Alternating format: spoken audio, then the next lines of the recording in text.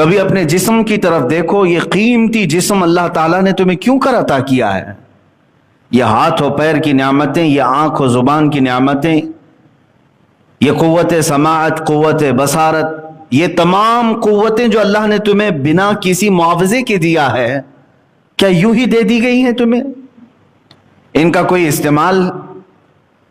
تو پھر ظاہر سی بات ہے، بندہ جس چیز کے لیے پیدا کیا گیا ہے وہ چیز نہ کرے تو گویا کہ اس نے خود اپنے آپ کو اس دنیا میں سب سے بڑا دھوکہ دیا۔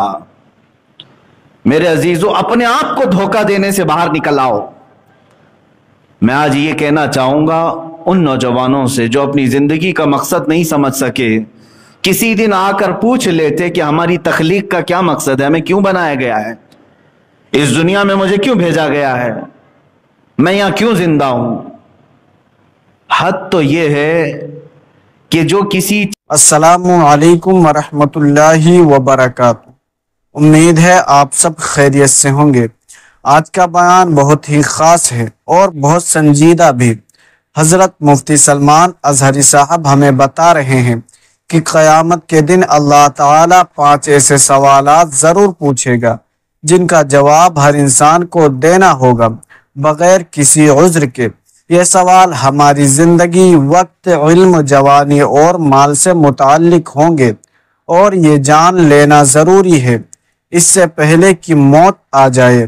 اگر آپ اپنی آخرت کی فکر رکھتے ہیں تو اس ویڈیو کو آخر تک ضرور دیکھیں، اور اگر بات دل کو لگے تو لائک ضرور کریں اور اپنے دوستوں عزیزوں کے ساتھ شیئر کریں، اور چینل کو سبسکرائب کرنا نہ بھولیں تاکہ مزید ایسے ایمان جگانے والے بیانات آپ تک وقت پر پہنچتے رہیں۔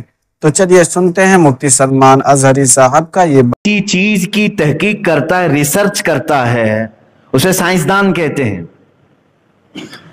ایٹم پر تحقیق کیا، ذرے پر تحقیق کیا، زمینوں پر تحقیق کیا، آسمانوں پر تحقیق کیا، انسان نے کن چیزوں پر تحقیق نہیں کیا ہے؟ اور جس مادے پر انسان تحقیق کرتا ہے وہ اتنا بلندی پر جاتا ہے کہ دنیا اسے سائنسدان کہتی ہے، سائنٹسٹ کہتی ہے۔ اور اسلام سب سے پہلے تمہیں خود اپنے آپ پر تحقیق کرنا سکھاتا ہے۔ عزیزان گرامی، اسی لیے مشہور قول ہے، من عرف نفسہ فقد عرف ربہ، جس نے اپنے آپ کو پہچانا اس نے اپنے رب کو پہچان لیا۔ خود اپنے متعلق سب سے پہلے معلومات حاصل کر لے کہ میرا بچپنا کیوں ہے، میری جوانی کیوں ہے، مجھے اگر بڑھاپا دیا گیا تو کیوں ہے، میری سانسوں کا کیا حساب کتاب ہے، میں اس دنیا میں ساری سہولتیں کھا پی کر کے استعمال کر کے کیوں رہ رہا ہوں؟ کوئی تو مقصد ہوگا۔ مثال کے طور پر آپ کو اچانک کسی نے 5 اسٹار ہوٹل میں بلایا، وہاں پر طرح طرح کے کھانے لگے ہوئے تھے، بہترین روم ہیں، آپ گئے اور وہاں کے کھانے بھی استعمال کرتے رہے، وہاں کے رومز بھی استعمال کیے، وہاں کا پانی استعمال کیا، جو جو سہولیات تھیں وہاں پر سب آپ نے استعمال کیا۔ لیکن کیا یہ آپ کا فرض نہیں بنتا کہ آپ کو دعوت کس کام کے لیے دی گئی تھی؟ وہاں پہ اس 5 اسٹار ہوٹل میں کوئی پارٹی تھی، کسی کی شادی، کسی کا ولیمہ، کسی کا عقیقہ، کیا تھا؟ کیوں بلایا گیا تھا آپ کو؟ کیوں بلایا گیا؟ ایک بڑے فنکشن ہال میں آپ کو کیوں بلایا جاتا ہے؟ آپ کو تو یہ معلوم ہی ہوتا ہے مجھے فلاں کی شادی میں بلایا گیا، ولیمے میں بلایا گیا، عقیقے میں بلایا گیا، منگنی میں بلایا گیا، آپ کو معلوم ہوتا ہے کیوں بلایا گیا ہے۔ بغیر آپ کو معلوم ہوئے آپ وہاں جا کر کے موج مستی کرتے رہیں تو آپ کو پاگل کہا جائے گا، اسے پتہ ہی نہیں ہے یہاں ہو کیا رہا ہے، صرف عیاشی کرنے کے لیے آ گئے۔ عزیزان گرامی وقار، تمہارے اس کائنات میں جلوہ گر ہونے سے پہلے اللہ تعالیٰ نے کیا چیزیں تمہارے لیے نہیں سجائی؟ یہ زمین کا مضبوط بچھونا، آسمان کا مضبوط چھت بغیر پلر کا، یہ کائنات میں سرسراتی ہوئی ہوائیں اور تمہارے لیے مفت سانسیں، تمہارے لیے پانی کی فراوانی، روشنی کا انتظام، سونے کے لیے الگ تمہیں نیند کے غلبے، بھوک لگے تو کھانے کی تمام چیزیں، یہ سب چیزیں مہیا کر دی گئیں، تو تم آئے کیوں یہاں پر؟ اس کائنات میں کیوں آئے؟ کیا مطلب تھا، کیا مقصد تھا؟ اسی مقصد تخلیق کو قرآن کہتا ہے سورہ زاریات کی آیت، وَمَا خَلَقْتُ الْجِنَّ وَالْإِنسَ إِلَّا لِيَعْبُدُونَ۔ اللہ تعالیٰ فرماتا ہے ہم نے جنات اور انسانوں کو صرف میری عبادت کے لیے بنایا ہے، اپنی عبادت کے لیے بنایا ہے۔ سمجھ میں آیا کہ ہمیں کائنات میں اللہ نے اگر بھیجا ہے تو اس کی عبادت کے لیے بھیجا ہے۔ عزیزان گرامی، اسی بات کو میں نے اس سے قبل بھی دہرایا تھا کہ انسان باقی ساری چیزیں کر لیا لیکن جس کا مقصد کے لیے وہ آیا تھا اسی میں وہ ادھورا رہ گیا، یعنی عبادت، اللہ کی رضا حاصل کرنا، یہ سب کا مقصد تھا، اسی لیے تمہیں بنایا گیا تھا۔ اور آج بہت سارے لوگ یہ سمجھتے ہیں کہ یہ لائف بیکار کی چل رہی ہے اور اس کو اس طرح سے گزار رہے ہیں جیسے لگتا ہے کہ کوئی ہلکی پھلکی چیز تمہارے ہاتھ میں آئی ہے۔ اتنی قیمتی زندگی اللہ تعالیٰ نے تمہیں دی ہے کہ اگر سانس تمہاری رک جائے تو کروڑوں دے کر کے بھی کسی ڈاکٹر سے سانسیں واپس نہیں لا سکتے۔ ایک بار تمہاری دھڑکن رک جائے تو لاکھوں کروڑوں اربوں دے کر کے بھی اس دھڑکن کو واپس نہیں لا سکتے۔ اتنی قیمتی لائف تمہارے ہاتھوں میں آج موجود ہے، لیکن اس کا مقصد نہ سمجھ کر کے اپنے آپ کو عیاشیوں میں اور بیکار زندگی میں گزارنا، گویا کہ انسان کا خود اپنے آپ کو دھوکہ دینا ہے۔ مجھے بتاؤ کتنے لوگوں نے اپنے آپ کو دھوکہ دیا؟ یہ تو جرم ہے دھوکہ دینا دوسروں کو، لیکن میں سمجھتا ہوں اس سے بڑا جرم اپنے آپ کو دھوکہ دینا کہ تم پیدا کس کام کے لیے کیے گئے تھے اور کر کیا رہے ہو آج۔ مجھے بتاؤ اے بچوں، جوانوں، کیا تمہاری راتیں اسی لیے بنائی گئی ہیں کہ تم رات بھر بیٹھ کر گیم کھیلو؟ کیا تمہاری راتیں اسی لیے ہیں کہ تم کسی بھی نکڑ پر بیٹھ کر کے گپیں لگاؤ؟ کیا تمہاری راتیں اسی لیے ہے کہ لوگوں کے عیب جوئی کرو؟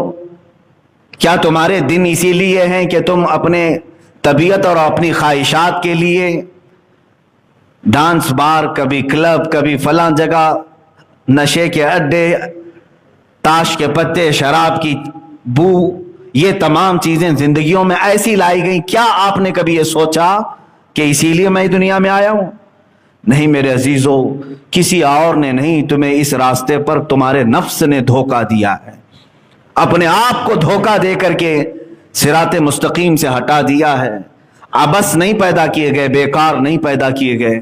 میں تاریخ کی چند مثالیں آپ کے سامنے رکھتا ہوں جنہوں نے دنیا میں ایک ایسی تاریخ رقم کی ہے کہ ان کی زندگی کا ایک لمحہ بھی ضائع نہیں کیا انہوں نے، ایک دن تو دور کی بات، ایک لمحہ ضائع نہیں کرتے تھے۔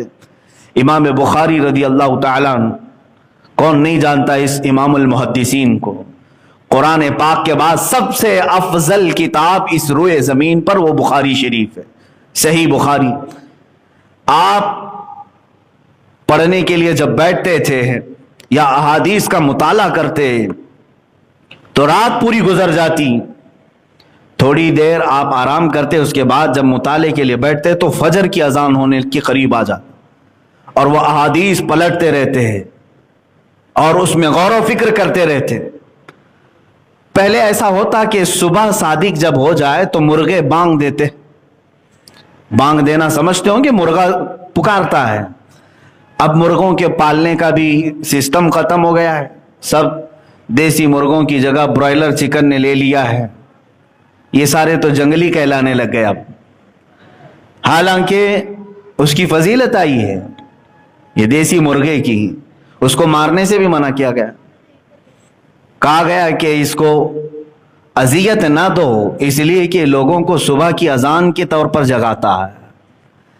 تو پہلے یہی ہوتا تھا کہ برابر وقت پر صبح صادق پر مرغا بانگ دیتا اور لوگ یہی سمجھتے کہ اب فجر کا وقت ہو چکا ہے، وہ برابر فجر کے وقت پکارتا اور اس مرغے پر لعنت بھیجی گئی ہے جو آدھی رات میں پکارتا ہے، کہا گیا وہ شر ہے، وہ شیطانی ہے۔ خیر، امام بخاری رحمت اللہ تعالی علیہ کچھ لکھ رہے تھے یا پڑھ رہے تھے، مرغے نے بانگ دی، تو جیسے ہی مرغا بانگ دیتا آپ اپنی کتاب بند کر دیتے اور مسجد کی طرف چلے جاتے۔ نماز کا وقت ہو چکا ہوتا، جب آپ فجر کی ادائیگی کے لیے آتے امام بخاری رحمتہ اللہ علیہ نے ایک رات مرغے کی آواز سنی، اپنا مطالعہ بند کیا، اپنی کتاب بند کی اور نکل پڑے۔ مسجد آئے تو پتہ چلا ابھی فجر کا وقت ہونے میں کافی ٹائم باقی ہے۔ کافی ٹائم کا مطلب آدھا گھنٹہ، آدھا سے پونا گھنٹہ ہوگا، اتنا وقت باقی تھا ابھی طلوع صبح صادق کے لیے۔ امام بخاری رحمۃ اللہ تعالی علیہ کو جلال آ گیا، حالانکہ اگر کوئی وقت سے پہلے مسجد میں آ جائے تو ثواب ہی ہے، کیا خرابی ہے۔ امام بخاری رحمۃ اللہ تعالی علیہ اس قدر جلال میں آئے کہ آ کر کے آپ نے ایک جملہ کہا کہ اللہ اس مرغے کو قتل کر دے، قاتل اللہ ھذا الدیک، اللہ اس مرغے کو قتل کر دے جس نے میرے مطالعے کے وقت کو برباد کیا، جو میری پڑھائی کا وقت تھا اس نے اس میں سے، اس کی آواز کی وجہ سے میں اٹھ گیا، میرا اتنا وقت اس نے خراب کیا۔ مرغا فجر کی اذان سے پہلے ختم ہو چکا تھا، مر چکا تھا۔ آپ کی والدہ ماجدہ امام بخاری رحمۃ اللہ تعالی علیہ کی والدہ ماجدہ نے آپ کو نصیحت فرمائی اور ارشاد فرمایا کہ بیٹا اس کے بعد کبھی کسی کے لیے اس طرح کا جملہ نہ کہنا، اس لیے کہ اللہ تمہاری زبان میں اثر رکھا ہے۔ بتانا مقصود یہ ہے میرے عزیزو کہ ان کا کتنا وقت گیا ہوگا، آدھا سے پونا گھنٹہ، جس کے لیے وہ اتنے جلال میں آئے کہ اس مرغے کو پھر کبھی دوبارہ پسند نہیں فرمایا اور وہ ختم بھی ہو گیا۔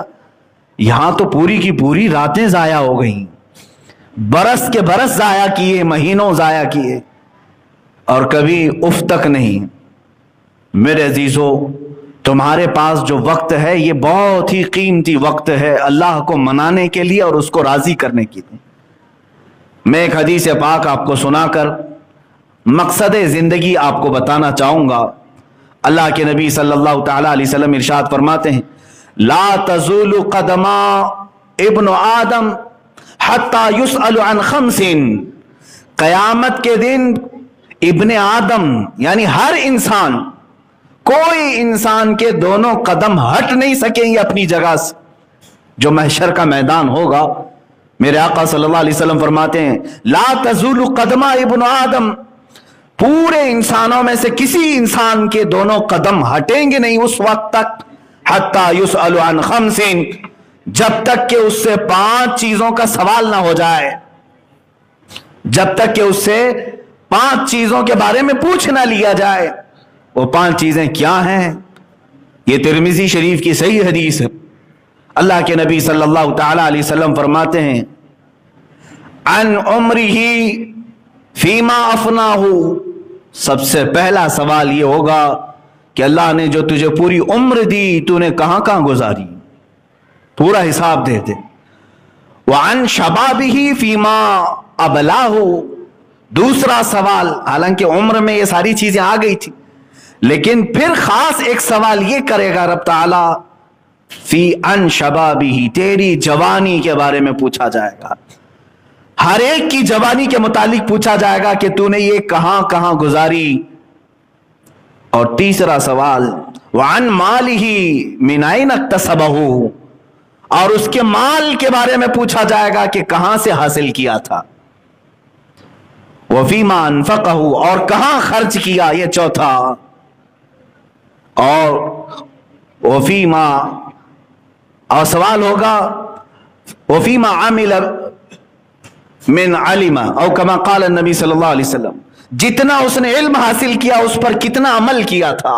یہ 5 سوالات جب تک نہ کیے جائیں ہر انسان سے، کوئی وہاں سے ہٹے گا نہیں۔ سب سے پہلا سوال عمر کے متعلق ہی ہے۔ کیا ہمارے پاس ان 5 سوالات کے جوابات تیار ہیں؟ نوجوانوں تم بتاؤ کہ جوانی کے متعلق جب سوال ہوگا تو بزرگان دین جو اس کی تشریح فرماتے ہیں، دوسرے سوال پر انسانیت اٹک کر رہ جائے گی، یہاں تک کہ یہ دوسرا سوال ہے نا، وعن شبابہ فیما ابلاہ، اور جوانی کے متعلق پوچھا جائے گا کہ کہاں کہاں گزارا، بتا دے۔ اب بتانے کے لیے جب شروع کرتا ہے جوان کہ میری جوانی شروع ہوئی تھی 15 سال سے، اور جب بتانا شروع کرتا ہے، بزرگوں نے تشریح میں لکھا کسی کی جوانی کا حساب دے دیتے 200 سال لگ جائیں گے۔ لیکن اس کا حساب ختم نہیں ہو رہا ہوگا. 200 سال کا عرصہ گزر چکا ہوگا. بعض اسی سوال میں اٹک کر کے 300 سال 400 سال کھڑے ہو چکے ہوں گے. اور کسی گھبراہٹ کی ضرورت، کوئی جلد بازی کی ضرورت نہیں. 50,000 سال کے برابر کا ایک دن ہے. تمہیں تو حساب دینا ہے. کوئی اتنے سالوں تک کھڑے رہیں گے صرف دوسرے سوال کے جواب میں. ایک عمر کہاں گزارا، دوسرے اس نے اپنا شباب، اپنی جوانی کہاں بتائی. لکھ کر کے رکھ لو کہ اپنی جوانی کے متعلق کیا اللہ رب العزت کی بارگاہ میں یہ کہو گے کہ میں نے تو اپنی جوانی کی ہر رات گیم کھیلنے میں گزاری، جوانی کی ہر رات چیٹنگ میں گزاری، جوانی کی ہر رات لوگوں کو ایک جگہ سے دوسری جگہ منتقل کرتے اور ان کے عیبوں کو دیکھنے میں گزاری. انسان کی یہ فطرت ہے کہ وہ ہمیشہ برائی دیکھنا پسند کرتا ہے. اس فطرت سے باز آنا چاہیے. اے عزیزو، وقت کی قیمت سمجھو. اور نوجوانوں سے میں کہوں گا اب تمہارے لیے حالات اس قدر تیزی سے بدلے جائیں گے کہ صرف اور صرف آپ کے پاس ابھی 5 سے 10 سال کے عرصے میں اتنی زبردست چینجنگ دیکھنے کو ملے گی جو پچھلے 100 سالوں میں آپ نے نہیں دیکھا ہوگا. بہت تیزی سے تبدیلیاں آئیں گی.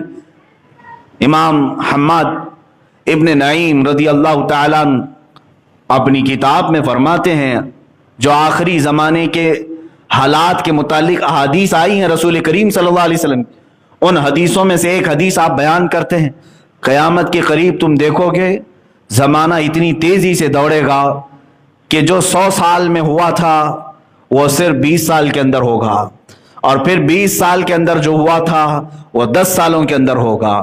وہ آج ہم نے محسوس کیا ہے پچھلے 20 سال کے اندر اس قدر دنیا میں تبدیلی آ گئی ہے جو پچھلے 100 سالوں میں ان کے خواب بھی نہیں دیکھے گئے تھے. انٹرنیٹ کی دنیا نے کہاں سے کہاں پہنچایا ہے. اب اگلے جو 10 سال ہوں گے یہ پچھلے 20 سالوں سے بھی زیادہ تیز ہوں گے. ہم ابھی سے سن رہے ہیں کہ 5G کا آنا متوقع ہے اور اس کے بعد دنیا میں زبردست تبدیلیاں آئیں گی. ہو سکتا ہے کہ تمہاری نیچرل قدرتی چیزوں پر بہت بڑا ایفیکٹ ہو، بہت بڑا اثر ہو. تمہارے کھان پان میں تبدیلی آ جائے گی، رہن سہن میں تبدیلیاں آ جائیں گی. بہت ساری چیزیں ایسی آج پلاننگ ہو رہی ہیں کہ مائنڈ کنٹرولنگ کے متعلق لوگ پلان بنا رہے ہیں. یہ مائنڈ کنٹرولنگ کیا ہے؟ کسی کے ذہن اور دماغ کو ایسا اپنے قابو میں رکھنا کہ میں اٹھ کہوں تو اٹھے، بیٹھ کہوں تو بیٹھے، چل کہوں تو چلے. یہ آرڈر دینے والے جو سسٹم ہے مائنڈ کنٹرولنگ کہتے ہیں. اس پر پوری دنیا آج، پوری دنیا نہیں، یہودی لابی سب سے زیادہ اس میں مصروف عمل ہے. چند دنوں پہلے ابھی ایک یہودی عالم نے باضابطہ ویڈیو کانفرنسنگ ویڈیو کروا کر کے اعلان کیا ہے کہ ہمارے اگلے 5 سالوں میں پلان کیا ہیں، ہم پوری دنیا کو کیا کرنے جا رہے ہیں. اگرچہ اس کا اعلان ہو، ہم تو جانتے ہیں اللہ جو چاہتا ہے وہی ہوتا ہے میرے عزیزو. لیکن دنیا کو ڈسٹرائے کرنے کے لیے لوگ اور پوری انسانیت کے قاتل یہ یہودی لابی جو پلان بنا رہے ہیں، کیا ہم اس کے متعلق تیار ہیں؟ یہاں تو جوانوں کو دیکھ کر کے افسوس ہوتا ہے